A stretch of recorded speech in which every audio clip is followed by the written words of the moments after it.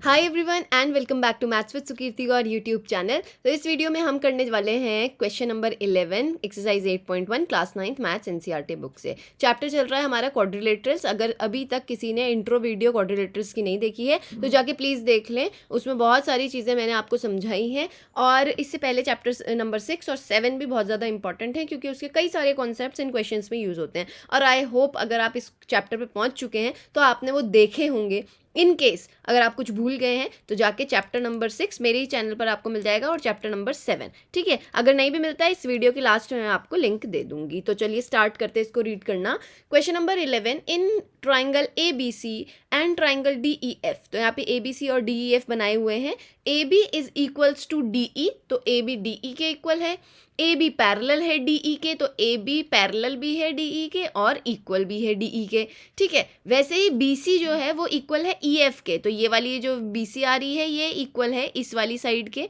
तो दो डंडी लगा देते हैं हम इस तरीके से।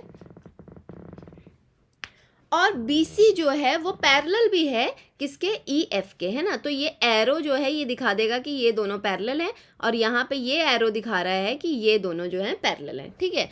Vertices A B C are join to vertices D E F, तो ए बी सी को ज्वाइन कर दिया डी ई एफ से। अब हमें शो करना है अलग अलग पार्ट्स जो हैं हमें दिए हुए हैं, ठीक है। तो प्रूफ करना हम शुरू करते हैं। तो सबसे पहला पार्ट है हमारे पास कि quadrilateral A B E D, तो ए बी ई डी ये वाला, ठीक है। ए बी ई डी जो हमारे लिए है वो एक पैरेललोग्राम है, ऐसा हमें प्रूफ करना है। तो कैसे पैरेललोग्राम की जो प्रॉपर्टी है वो क्या है, जो बेसिक प्रॉपर्टी है उसकी ये है कि उसकी जो ऑपोजिट साइड होती हैं, ऑपोजिट जो साइड होती हैं वो क्या होती हैं, इक्वल होती हैं या फिर पैरेलल होती हैं, ठीक है। इक्वल और पैरेलल होती हैं। तो इक्वल और पैरेलल मिल जाए अगर ऑपोजिट साइड, तो आप क्या बोल सकते हैं कि वो एक पैरेललोग्राम है। तो यहाँ पे चेक करना ज़रूरी है, तो ए बी ई डी में चेक करेंगे ज़रा, ठीक है। तो ये रहा ए बी ई डी। इसमें देखें आप कि ए बी और डी ई जो इसकी ऑपोजिट साइड है ये वाली और ये वाली, ये ऑलरेडी हमें पैरेलल भी दी गई है और इक्वल भी दी गई है। सिंपल सी बात, अगर किसी क्वाड्रिलेटरल में ऑपोजिट साइड इक्वल भी हो जाए और पैरेलल भी हो जाए तो तब तो सोने पे सुहागा, वो हमारे लिए क्या हो जाता है, एक पैरेललोग्राम। तो हम डायरेक्ट इसको ये लिख सकते हैं, since A B is equals to D E and A B is parallel to D E, ठीक है। पैरेलल भी है, इक्वल भी है। सो ऐसे लिखते हैं, so A B is equal to D and A B is parallel to D. हाँ, तो यहाँ फुल स्टॉप नहीं लगाओ। So it is a parallelogram, it is a parallelogram as we know opposite sides of a parallelogram are equal and parallel। बस ये reason जो है आपने यहाँ पे दे दिया, ठीक है। तो हमने क्या बोला कि सिंस ए बी इक्वल थी डी ई के जो कि ऑपोजिट साइड हैं और पैरेलल भी थी एक दूसरे के, तो ये ए बी ई डी जो हो जाता है वो एक पैरेललोग्राम हो जाता है, ठीक है। सो इट इज़ नहीं लिखते, इट इज़ नहीं लिख के पूरा नाम लिख देते हैं। So A B E D is a parallelogram as we know opposite sides of a parallelogram are equal and parallel. Simple था बहुत ज़्यादा, ठीक है। सेकंड पार्ट पे चलते हैं। सेकंड पार्ट क्या कह रहा है, quadrilateral B E F C is a parallelogram. तो बी ई एफ सी ये वाला है, ये इधर ये रहा ये वाला parallelogram B E F C, ठीक है। तो इसमें भी क्या मिल जाए, अगर हमें इक्वल या पैरेलल मिल जाए कोई ऑपोजिट साइड तो मज़ा आ जाए। तो बस वही हमें ढूंढना है, उसके बेसिस पे हम क्या कह देंगे कि ये एक पैरेललोग्राम है। तो बी ई एफ सी में आपको क्या मालूम है, ये देखो बी सी और ई एफ पहले ही बता दिया था यहाँ पे कि ये जो दोनों साइड हैं वो एक दूसरे के इक्वल भी हैं साथ में पैरेलल भी हैं। तो हमें कोई दिक्कत ही नहीं आएगी ये बोलने में कि बी ई एफ सी भी क्या है, एक पैरेललोग्राम है। तो यहाँ पे लिखते हैं since B C is equals to E F, so and भी लिखते हैं and B C is parallel to E F, so B C E F या क्या नाम है इसका, बी ई एफ सी है ना इसका नाम है बी ई एफ सी।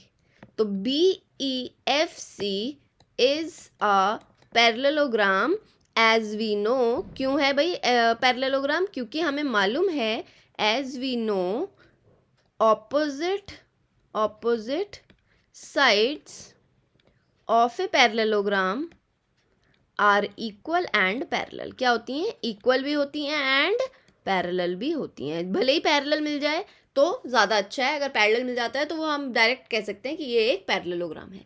ठीक है ना? चलो ये सेकंड पार्ट भी प्रूव हो गया। अब थर्ड पार्ट पे चलते हैं। हमें थर्ड पार्ट में शो करना है कि AD पैरेलल है CF के और AD इक्वल है CF के। तो AD ये रही है ना, और हमें दिखाना है कि ये CF के पैरेलल भी है और इक्वल भी है। तो कैसे दिखाएंगे? ध्यान से देखना आप, ठीक है?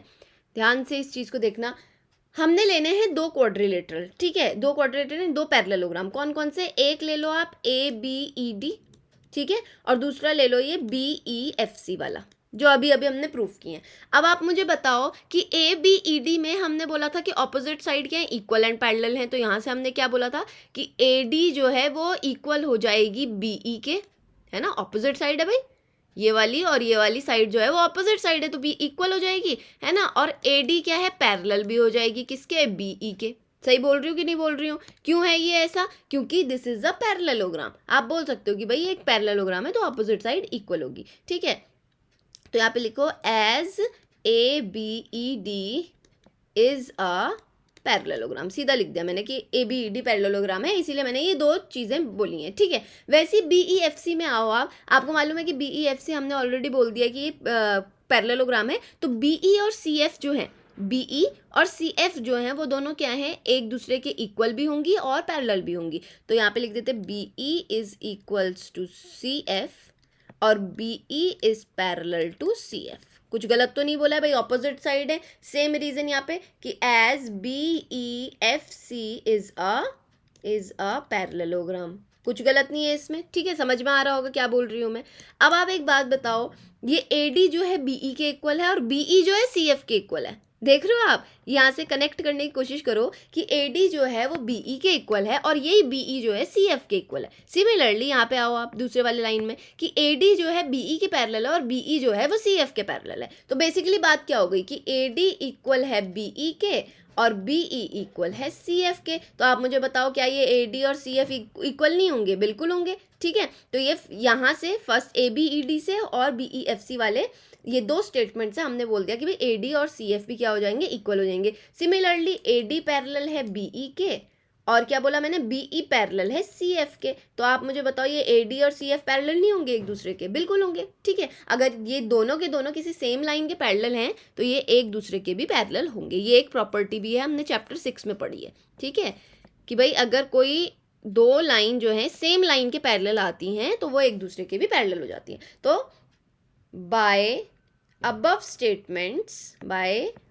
statements ऐसे लिख लेंगे, we can say, हम कह सकते हैं क्या कि AD is parallel to CF and AD is equals to CF, ठीक है? अभी अभी मैंने बताया कैसे, क्योंकि मैंने इनको क्या कर दिया था? कनेक्ट कर दिया था इन दोनों स्टेटमेंट को, ठीक है? तो उसके अकॉर्डिंग जो है ये आ जाएगा कि AD जो है पैरेलल भी है CF के और AD जो है इक्वल भी है CF के। कोई प्रॉब्लम इसमें? आई होप नहीं है आपको, ठीक है? नेक्स्ट पार्ट पे चलते हैं, फोर्थ वाले पे। अभी ये सब मैं रब कर दे रही हूँ, आप जब चाहें, आपकी वीडियो है, फ्री में आपको मिल रही है, आपके पास सेव्ड रहेगी, कोई प्रॉब्लम ही नहीं है। जब चाहे तब मर्जी उतार लें, ठीक है? चलो भाई इनको मिटा के फोर्थ वाले पार्ट पे आते हैं। देखो लंबे चौड़े पार्ट्स हैं इसके, है ना? एक क्वेश्चन अगर टपक गया एग्जाम में तो सीधा 5 नंबर में आएगा ही आएगा, कोई एक पार्ट हटा के। तो अब आते हैं फोर्थ नंबर पर। फोर्थ नंबर कह रहा है quadrilateral ACFD is a parallelogram. तो ACFD इज अ पैरेललोग्राम। देखो अभी मैंने किस वाले पार्ट में, ये थर्ड वाले पार्ट में क्या प्रूफ किया है कि AD पैरेलल है CF के और AD पैरेलल है, AD इक्वल है CF के। तो ये रही AD और ये रही CF। आप ध्यान से देखो ACFD वाले क्वाड्रिलेटरल को, इस वाले क्वाड्रिलेटरल को, इसमें ऑपोजिट साइड इक्वल और पैरेलल मिल गई। तो क्या मैं इसको सीधा सीधा पैरेललोग्राम नहीं बोल सकती हूँ? बिल्कुल बोल सकती हूँ। जब मैंने प्रूफ कर दिया है तो तब तो बोल सकते हैं। तो सिंस, यहाँ पे लिखेंगे since from third part AD is parallel to CF and AD is equals to CF, so कौन सा ये ACFD is a parallelogram मैं पैरेललोग्राम की यार छोटी फॉर्म ही लिखती हूँ हमेशा, अभी लिख दिया गलती से। ACFD इज अ पैरेललोग्राम, यहाँ पे लिख दो, as opposite sides of a parallelogram are equal and parallel। ठीक है, कि भाई ऑपोजिट्स क्या है कि पैरेलल होती हैं और इक्वल होती हैं, तो हम सीधा सीधा बोल सकते हैं कि ये एक पैरेललोग्राम है। ठीक है, सिंपल सी बात, जो हमने फर्स्ट और सेकंड पार्ट में किया वही हम इसमें भी कर रहे हैं। चलते हैं फिफ्थ पार्ट पर, कि फिफ्थ पार्ट क्या कह रहा है कि AC को DF के इक्वल प्रूव करो। ठीक है, तो ये यहाँ पे आओ फिफ्थ पार्ट पे कि AC जो है वो इक्वल टू DF है। अब देखो यार कितनी आसान चीज़ है ये, कि अभी अभी मैंने बोला AC DF एक पैरेललोग्राम है, तो यार AC और DF तो ऑपोजिट साइड है ना इस पैरेललोग्राम की, तो इनका तो इक्वल होना, पैरेलल होना तो मतलब ज़रूरी है, बिल्कुल शॉर्ट होएगा ही होएगा। तो यहाँ पे लिखते हैं कि since in from fourth part, from fourth part ACFD is a parallelogram, hence AC is equals to DF as opposite sides of a parallelogram are equal. ठीक है, सिर्फ इक्वल प्रूव करने बोला तो मैंने इक्वल वाला रीजन दे दिया, कोई दिक्कत। चलो लास्ट पार्ट सिक्स्थ वाला है हमारे लिए, ट्राइंगल ABC और ट्राइंगल DEF को हमें कॉन्ग्रुएंट प्रूव करना है। कॉन्ग्रुएंट के लिए कोई कॉन्ग्रुएंसी देखते हैं, तो क्या क्या कॉन्ग्रुएंसी मिलेगी। अभी तक देखो हमें AC और DF इक्वल मिल गए, अभी पुराने वाले पार्ट से, इस वाले से। ठीक है, तो सबसे पहले मैं लिख रही हूँ AC इक्वल्स टू DF।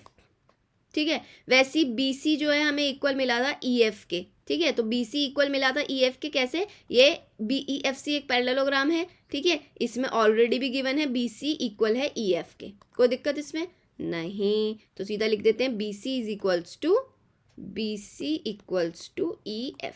देख रहे हो ना, एक एक साइड करके, ये वाली साइड इसके इक्वल प्रूफ हो गई, ये वाली साइड इसके इक्वल प्रूफ हो गई। अब एक बात बताओ, ये AB और DE ऑलरेडी हमें गिवन है क्वेश्चन में कि AB और DE भी क्या है, इक्वल हैं, तो AB इक्वल्स टू DE। तो ये तीनों की तीनों हमें क्या मिल गई हैं, साइड्स मिल गई हैं। तो साइड्स वाले में हम कौन सी कॉन्ग्रुएंसी यूज करते हैं, SSS कॉन्ग्रुएंसी। तो यहाँ पे लिख लेंगे by SSS rule triangle ABC congruent हो गया ट्राइंगल DEF के।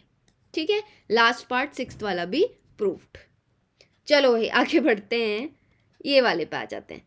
Question number 12, ABCD is a trapezium in which AB is parallel to CD, AD is equals to BC। See figure, अच्छा फिगर नहीं बनाई है मैंने, तो फिगर बना लेते फटाफट से। इंसर्ट ट्रेपीजियम है क्या अपने पास, हाँ ट्रेपीजियम है, ये बना लिया हमने एक ट्रेपीजियम। ठीक है, ये हमारा एक ट्रेपीजियम हो गया, इसको कर लेते हैं खाली, और ये हमारा ट्रेपीजियम हो जाएगा। अब इस पे लिख लेते हैं हम अपना ABCD नेमिंग। ठीक है, तो ABCD एक ट्रेपीजियम है, तो यहाँ पे मैं ABC, अरे पेन क्यों नहीं चल रहा, तो ABC एंड D।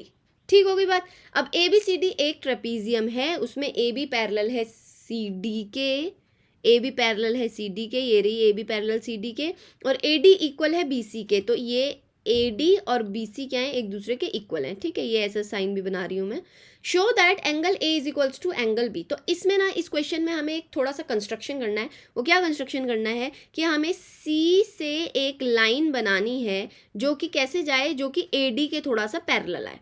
ठीक है, जो AD के क्या है, पैरेलल आए। तो इस तरीके से मैं एक लाइन बना रही हूँ, ये क्या है, AD के हमने पैरेलल कंस्ट्रक्ट करी है। ठीक है, और यहाँ पे हम नाम लेते हैं इसका, C के बाद D ले लो, D तो ले लिया हमने, DEF ले लो। ठीक है, तो ये यहाँ से हम क्या करेंगे, इसको थोड़ा AB को और आगे बढ़ाएंगे और यहाँ से ये इसको ज्वाइन कर देगी F पे। ठीक है, कंस्ट्रक्शन करना इसमें ज़रूरी है, इसीलिए किया जा रहा है, क्योंकि कंस्ट्रक्शन के बिना इस AB को या इन पार्ट्स को प्रूव करना थोड़ा सा मुश्किल हो जाएगा। अगर आपके पास कोई और तरीका है तो वेल एंड गुड, नहीं है तो इसी से करेंगे। ठीक है, तो हमने क्या बोला कि AD के हमने पैरेलल CF को बनाया है, तो यहाँ पे लिख रही हूँ मैं कंस्ट्रक्शन, ठीक है। कंस्ट्रक्शन क्या है, CF पैरेलल टू AD, ठीक है, CF पैरेलल टू AD हमने बनाई है, और join AB to F, AB को हमने कहाँ ज्वाइन कर दिया, आगे F तक। तो ये हमारा कंस्ट्रक्शन था, ये हमने पहले ही लिख दिया,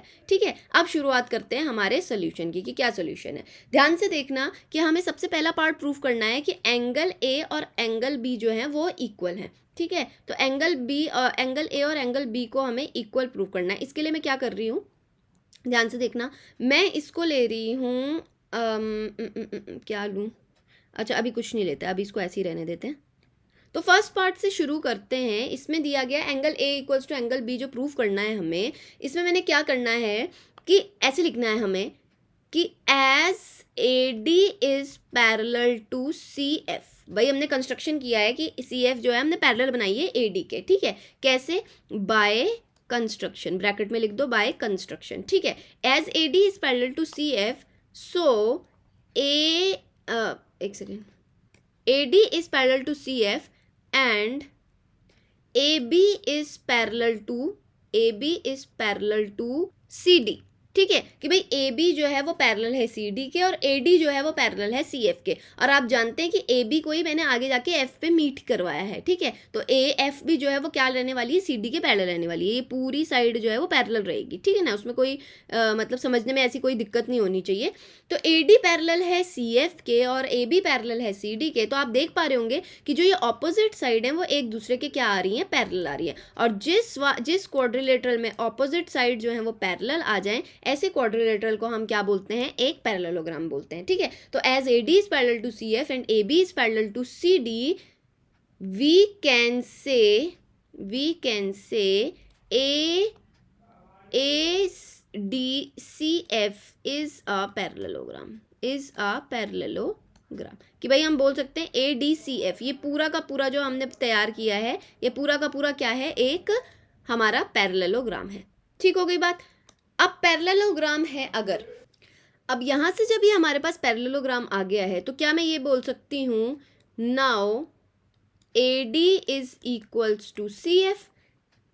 भाई जब ये एक पैरेललोग्राम प्रूफ हुआ तो इसकी ऑपोजिट साइड क्या हो जाएंगी, इक्वल प्रूफ हो जाएंगी। तो AD और CF जो है वो क्या हो जाएंगे, अब इक्वल हो जाएंगे, ठीक है। तो ये पूरा का पूरा एक पैरेललोग्राम की वजह से हम ये वाली लाइन बोल रहे हैं। तो कि AD is equals to CF, now AD is equals to CF। अब AD जो है जब इक्वल हो गया है CF के, तो अब आ जाओ यहाँ पे, देखो साफ साफ समझते हैं, ठीक है, कोई दिक्कत नहीं है, पूरा पेज अपने पास खाली पड़ा है, आराम से समझेंगे। यहाँ से करते हैं हम कि AD is equals to BC, ये भी आप जानते हैं, कहाँ से जानते हैं भाई, गिवन था क्वेश्चन में, यहाँ पे लिखो गिवन, ठीक है। अब हम ये पार्ट प्रूफ करने वाले हैं, AD is equals to BC, ठीक है। और उसके बाद हमने क्या लिखना है कि AD is equals to CF, हाँ या ना, कि भाई AD इक्वल्स टू BC था और AD is equals to CF था। कहाँ से, क्योंकि ADFC हमने ADCF को अभी हमने पैरेललोग्राम प्रूफ किया है, तो AD is equals to CF proof हुआ, ये प्रूव्ड लिख दो यहाँ पे, ठीक है, ये प्रूव्ड है। अब जब AD BC के इक्वल है, AD CF के इक्वल है, तो BC और CF भी क्या हो जाएंगे, इक्वल हो जाएंगे। So BC is equals to CF। ये हमने क्यों किया है अभी बताती हूँ मैं आपको। जब ये BC और CF एक दूसरे के इक्वल हो जाएंगे ना, तो इनके जो ऑपोजिट एंगल्स हैं वो भी क्या हो जाएंगे, इक्वल हो जाएंगे। तो बस यही बात मैं आपको बताना चाह रही थी कि ये BC और ये वाले जो एंगल है ना, इनको मैंने अभी नाम नहीं दिया था क्योंकि मैं अब बताऊंगी आपको, ठीक है। तो ये मैंने क्या बोला, so BC is equals to CF, hence क्या बोलेंगे हम, एंगल CBF इक्वल हो जाएगा एंगल CFB के, क्यों, कि भाई angles opposite to equal sides are equal, angles opposite to equal sides are equal, कि भाई एंगल्स जो इक्वल साइड के ऑपोजिट होते हैं वो भी क्या हो जाते हैं, इक्वल हो जाते हैं। तो CBF और CFB इक्वल हो गए, तो क्या मैं इनको नेमिंग कर सकती हूँ X और X, कोई दिक्कत तो नहीं है, ठीक है। X और X कर लेते हैं, let angle C B F equals to angle C F B equals to X. ठीक है, क्योंकि बार बार ना वो सी एफ बी लिखने में ही सारा जो है दिमाग खर्च हो जाता है, इसलिए उसको हटाते हुए थोड़ा सा एक्स ले लेते हैं। ठीक है, अब इसमें क्या होगा, यहाँ से देखना आप ध्यान से कि एंगल ए जो है, ठीक है, plus angle C F B जो है, ठीक है, क्या बोला मैंने, एंगल ए है जो और एंगल सी एफ बी, ये वाला जो एंगल है ये बेसिकली क्या है, ये दोनों के दोनों जो हैं एंगल हैं पैरेललोग्राम के। आप समझना इस बात को ध्यान से। ठीक है, ये वाला जो एंगल ए है और ये जो एंगल एफ है, एंगल सी एफ बी बोल रही हूँ मैं जिसे, ये दोनों एंगल्स जो हैं वो पैरेललोग्राम के ऐसे एंगल्स हैं जो सेम साइड पे पड़ रहे हैं। ठीक है, ध्यान से देखना, ये ए एफ है, ये सी डी है। ठीक है, ये ए एफ है और ये सी डी है, और इस तरीके से ये सी एफ जा रही है, इस तरीके से ये सी एफ जा रही है। ठीक है, और इस तरीके से ये ए डी है यहाँ पे। ठीक है, तो ये वाले एंगल, ये वाला और ये वाला एंगल, ध्यान देना ये पैरेलल लाइंस है दोनों, ये वाली और ये वाली। ठीक है, ए डी और सी एफ, और इनके बीच में इस तरीके से ये वाली ट्रांसवर्सल जो जा रही मैंने डार्क करी है, इनके बीच में सेम साइड में पड़ने वाले दो एंगल्स को हम क्या बोलते हैं, को इंटीरियर एंगल्स। और को इंटीरियर का सम क्या होता है, हमेशा 180 डिग्री के इक्वल। तो आप मुझे बताओ angle A plus angle C F B किसके इक्वल हो जाएगा, 180 डिग्री के। क्यों भाई, को इंटीरियर एंगल्स। अब आप देखना ये वाला एंगल कौन सा वाला, एंगल सी बी एफ, ये इधर वाला एंगल, और ये वाला एंगल सी बी ए। ठीक है, जो एक्चुअल एंगल बी है।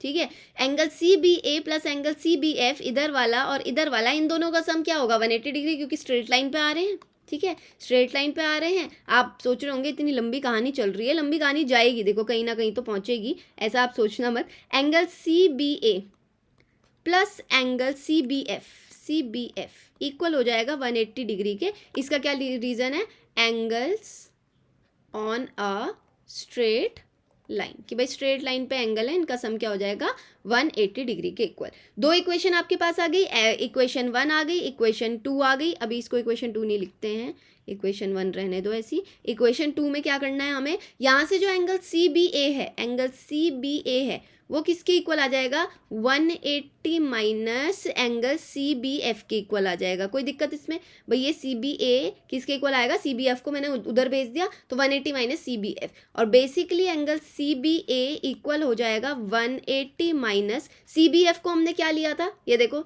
सी बी एफ को हमने क्या लिया था, एक्स के इक्वल, तो 180 माइनस एक्स लिख लूँ, यहाँ पे मैं इसको बॉक्स में रख रही हूँ, 180 माइनस एक्स। और ध्यान देना सी बी ए, ये वाला जो एंगल है वो असली एंगल बी है। ठीक है, वही एंगल क्या है, बी है, तो इस सी बी ए को मैं बेसिकली बी भी लिख सकती हूँ। तो एंगल बी इक्वल्स टू क्या आ गया, 180 माइनस एक्स। ठीक है, तो ये हमने ये फाइनल हमने जो है ये बॉक्स में डाल दिए हैं। ठीक है, जिससे आपको याद रहे कि हमने जो है एंगल बी को क्या बोला है। अब यहाँ से एंगल ए की बारी आती है, ये रहा एंगल ए। एंगल ए किसके इक्वल था, angle A plus C F B equals to 180 degree था। ये फर्स्ट को हटा दो यहाँ से, ये फर्स्ट को हटा दो, अरे हाँ यहाँ पे आ गए हम। ठीक है, इसको मिटा दूँ थोड़ा सा, इसको मिटा दें, इसको आप उतार लेना। ठीक है, इधर वाले पार्ट को आप उतार लेना, कोई दिक्कत नहीं है। ये वाला रहने देते हैं, लास्ट वाला। ठीक है, इसको हटा देते हैं। हाँ, तो यहाँ से एंगल भी 180 डिग्री माइनस एक्स आ गया। अब इधर वाले से आ जाओ इधर पे। ठीक है, कि एंगल ए किसके इक्वल होगा, angle A is equals to हो जाएगा 180 degree minus C F B, C F B को उधर भेज दो। तो एंगल ए किसके इक्वल आ गया, 180 degree minus C F B को मैंने क्या लिया था, एक्स। ठीक है, तो 180 डिग्री माइनस एक्स, तो ये भी कितना आ गया, 180 डिग्री माइनस एक्स। अब आप बॉक्सेस को देखो, एंगल बी क्या है, 180 माइनस एक्स, एंगल ए क्या है, 180 माइनस एक्स। हो गए इक्वल प्रूफ, हो गया इक्वल प्रूफ। यही हमें इक्वल प्रूफ करना था ना, angle A is equals to angle B. देखो भाई लंबी कहानी ज़रूर है, लेकिन हर एक चीज़ को एक्सप्लेन किया जा रहा है आपके सामने, तो मुझे लगता नहीं है कि आपको कोई ऐसी दिक्कत आएगी कि भाई ये पता नहीं क्या ही चल रहा है। क्या बोला था मैंने कि भाई ये जो दो एंगल हैं, इन दोनों का पेयर कैसे बना, को इंटीरियर की वजह से। फिर इन दोनों का पेयर कैसे बना, स्ट्रेट लाइन की वजह से। दोनों तरीके से हमने सॉल्व करके देखा। हमने बोला कि भाई ये दोनों के दोनों तो क्या आ रहे हैं, 180 माइनस एक्स के इक्वल आ रहे हैं। इसीलिए मैंने आपको जो है एक्स लेके दिखाया, क्योंकि ये सी बी एफ और ये सी एफ भी यहाँ पे चलता ना, आप एकदम से इसको प्रोसेस नहीं कर पाते दिमाग में। ठीक है, दोनों जगह आपको 180 माइनस एक्स 180 माइनस एक्स दिख रहा है, तो अब आपको पूरा क्या है, श्योरिटी है कि भाई प्रूफ मिल गया हमें कि दोनों के दोनों एंगल इक्वल हैं। तो यहाँ पे लिखो कि हेंस प्रूफ्ड। ये हमारा फर्स्ट पार्ट जो है वो प्रूफ हो गया है। ठीक है, अब चलते हैं सेकंड पार्ट पे। तो इसको मिटा देते हैं सारा का सारा। ठीक है, ये आप आराम से बैठ के उतार लेना, जब मर्जी आपकी तब करो भाई। आप तो मर्जी के मालिक हो, हमें तो टाइम से बनाना पड़ता है नहीं, वरना आप रह जाओगे पीछे, जो मुझे अच्छा नहीं लगेगा। चलो यहाँ से आते हैं सेकंड वाले पार्ट पे। आप सेकंड पार्ट कह रहा है angle C equals to angle D बताओ। ठीक है, तो एंगल सी और एंगल डी को हमें क्या बताना है, इक्वल बताना है। अब ध्यान से देखना, मैंने बोला angle A plus angle D, ये जो दो एंगल है इन दोनों का सम जो है 180 डिग्री होगा। क्यों? क्योंकि ए डी सी एफ जो है एक पैरेललोग्राम है कि नहीं है? तो ये ए और ये डी जो है वो कोइंटीरियर है भाई, दो पैरेलल लाइन के सेम साइड पे आ रहे हैं। ठीक है, दो पैरेलल लाइन के सेम साइड, ट्रांसवर्सल के सेम साइड पे आने वाले एंगल्स को क्या बोलते हैं, को इंटीरियर। तो आपको मालूम है कि भाई इस तरीके वाले को क्या बोलेंगे हम, 180 डिग्री। तो यहाँ पे लिख देंगे बगल में को इंटीरियर एंगल्स। ठीक है, एंगल बी और एंगल सी भी क्या हो जाएंगे 180, angle B plus angle C भी 180 डिग्री इक्वल आएंगे। कैसे? ये देखो ए बी ऐसे जा रही है ना, यहाँ से ए बी ये रही, ठीक है, और ये बी सी ऐसे जा रही है, तो बी सी जा रही है, तो यहाँ से ये वाला और ये वाला एंगल है ना, ये वाला और ये वाला एंगल, ये भी किसके इक्वल हो जाएगा, 180 डिग्री का सम हो जाएगा, क्योंकि पैरेलल और ट्रांसवर्सल के सेम साइड पे पड़ रहा है। ठीक है, तो यहाँ से हम ऐसे लिखते हैं angle B plus angle C equals to 180 degree. क्यों? फिर वही वाला सेम रीजन आ जाएगा, को इंटीरियर एंगल्स। ठीक हो गई बात। तो को इंटीरियर एंगल्स की वजह से ये दो हमारे पास स्टेटमेंट आ गई। अब इसकी वजह से हम क्या बोल सकते हैं, ध्यान से देखना कि भाई angle A plus D equals to 180, B plus C equals to 180, तो angle A plus angle D equal हो जाएगा angle B plus angle C के। सिंपल सी बात है। और एंगल ए और एंगल बी दोनों के दोनों हमने इक्वल प्रूफ किए थे। ठीक है, इक्वल प्रूफ कर रखे हैं। कहाँ से? ये फर्स्ट वाले पार्ट से। अगर हमने इक्वल प्रूफ किए हैं तो एंगल बी को अगर मैं इस साइड लेके आ जाऊंगी तो एंगल बी और एंगल ए तो क्या हो जाएंगे, कैंसिल हो जाएंगे। सेम वैल्यूज है ना, सेम वैल्यूज होंगी तो क्या हो जाएंगी, एक दूसरे से कैंसिल हो जाएंगी। ठीक है, तो यहाँ पे लिखते हैं as angle A is equals to angle B, so angle D equals to angle C. सीधा लिख दो। ठीक है, सीधा आप ये लिख सकते हो, आपको दिखाने की जरूरत नहीं कि बी हम इधर लेके आए वो कैंसिल हुआ। उन्हें पता चल जाएगा कि ए और बी जो है वो इक्वल थे। तो ए देखो ना, angle A plus angle D है और angle B plus angle C है। ठीक है, अगर मैं इनको 10 डिग्री का भी मानती हूँ, फॉर सपोज एग्जाम्पल ले रही हूँ, बोल मत देना 10 का ही है, 10 डिग्री का मानती हूँ, तो 10 को मैं इधर लेके आऊंगी तो 10 डिग्री माइनस का 10 डिग्री आ जाएगा इधर की साइड, तो plus angle D is equals to angle C बच जाएगा। ये से ये कैंसिल हो रहे हैं, सेम वैल्यू है। ठीक है, तो इस वजह से हमने सीधा डायरेक्ट लिख दिया कि डी इज इक्वल्स टू सी। देखो मैं तुम्हें कहीं पे भी नहीं छोड़ूंगी, मैं चाहती हूँ तुम सारा का सारा समझो। ठीक है, थर्ड वाले पार्ट में हम आते हैं, ट्राइंगल ए बी सी और ट्राइंगल बी ए डी। ये कौन से ट्राइंगल है, ये हमें बनाने पड़ेंगे, यहाँ पे बने नहीं है। ठीक है, तो ये इस तरीके से बना लेते हैं। ये रहा आपका बी डी वाला डायगोनल और ये रहा आपका सी ए वाला डायगोनल। ठीक है, ये सी ए वाला थोड़ा टेढ़ा मेढ़ा बन गया है, प्लीज़ एडजस्ट कर ले। क्या बनाया मैंने यार, ये लो। ठीक है, थोड़ा सा एडजस्ट करना पड़ता है यार, पता है ये टेढ़े में ना बनता नहीं है बिल्कुल भी, कोशिश जारी है मेरी। लो भाई, चलो अब तो ठीक है ना, टेढ़ी मेढ़ी नदी बहा दी मैंने। ए बी सी और बी ए डी को हमें क्या करना है, कॉन्ग्रुएंट प्रूफ करना है। अब फटाफट इनमें कॉमन चीज़ें ढूंढ लेते हैं। तो सबसे पहली चीज़, ए डी और बी सी क्या है, इक्वल है। तो फटाफट लिख दो, A D is equals to A D जो है ना वो उस वाले ट्राइंगल से, बी ए डी वाले से। तो यहाँ पे लिखते हैं बी सी इक्वल है ए डी के। ठीक है, मैं उसी ट्राइंगल के नीचे लिखती हूँ जो जिसका पार्ट है, ऐसा नहीं है शफल कर दिया इधर से उधर। ठीक है, ए बी जो है वो कॉमन है, दोनों के बीच में। ठीक है, B C equals to A D लिख दो यहाँ पे गिवन। ठीक है, ये लिख दो यहाँ पे कॉमन, फटाफट कर रहे हैं हम। ठीक है, और थर्ड चीज़ जो हमारे पास मिल गई थी वो क्या मिल गई थी, एंगल ए और एंगल बी हमने इक्वल प्रूफ कर रखे हैं। तो angle A is equals to angle B, ये क्या है, प्रूफ्ड इन फर्स्ट। ठीक है, फर्स्ट पार्ट में प्रूफ कर रखा है। तो कौन सी कॉन्ग्रुएंसी लग रही है, ध्यान देना भाई, कॉन्ग्रुएंसी का कबाड़ा नहीं करना है। ठीक है, कॉन्ग्रुएंसी का कोई कबाड़ा नहीं करेगा, ध्यान से देखेगा कौन सी कॉन्ग्रुएंसी है। देखो, एक तो ये साइड मिली, बीच में ये एंगल ए मिला और फिर ए बी मिली, तो ये एस ए और एस मिल रही है। आपको हमेशा ध्यान से देखना है कि दो साइड या जो भी एंगल आप ले रहे हो वो किस ऑर्डर में आ रहा है। ठीक है, तो by SAS rule, by SAS rule triangle ABC congruent हो गया ट्राइंगल BAD के। कोई दिक्कत नहीं, ठीक है।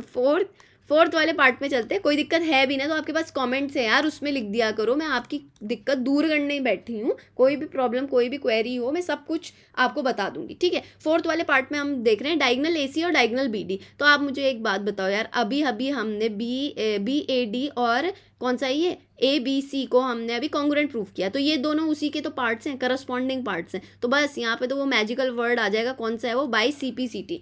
Bye CPCT in third part, कौन से पार्ट में लगा रहे हैं, थर्ड पार्ट में we have AC equals to BD। भाई जो दो ट्राइंगल्स जो कॉन्ग्रुएंट हैं थर्ड पार्ट में, उसमें CPCT लगा दो, करस्पॉन्डिंग पार्ट से ये AB कौन से ये AC और BD, तो ये दोनों के दोनों क्या हो जाएंगे, इक्वल हो जाएंगे। तो ये 4 पार्ट्स भी हमने पूरे कंप्लीट कर लिए। ये एक्सरसाइज आज फुल कंप्लीट हो चुकी है। तो बल्ले बल्ले शावा शावा, अब दूसरी एक्सरसाइज हम स्टार्ट करेंगे। बड़ा ही अच्छा और बड़ा ही स्कोरिंग जो है ये आपका चैप्टर है, और अच्छा खासा वेटेज इसका एग्ज़ाम में है, तो इसको लाइटली मत लेना, है ना। और बच्चे बहुत ज़्यादा अटकते हैं चीज़ों को, देखो हवा में प्रूफ नहीं किया जाता, है ना। कुछ भी आप लिख दो, तो आपको सीख के जाना पड़ेगा। और सीखोगे कब, जब सारा पढ़ के जाओगे, तब तो कुछ प्रैक्टिस करोगे। अब नेक्स्ट हम जो है एक्सरसाइज स्टार्ट करेंगे नेक्स्ट वीडियो में। If you have understood both of the solutions, please like the video. If you haven't subscribe the channel yet, please subscribe to the channel. Also hit the bell icon so that you never miss any update. If you have any query regarding these 2 questions or any another question to ask, please comment me in the comment box. Till then, take care, bye bye, and keep practicing.